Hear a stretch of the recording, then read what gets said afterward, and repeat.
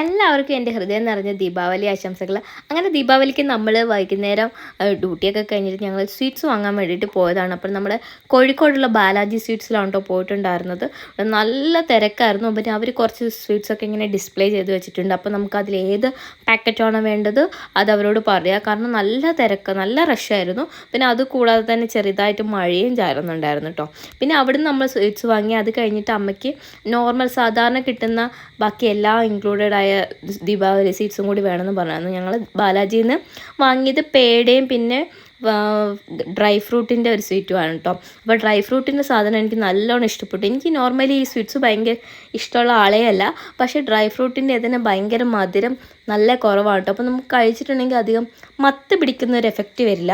അതുകൊണ്ട് തന്നെ എനിക്ക് സംഭവം ഭയങ്കര ഇഷ്ടപ്പെട്ടു.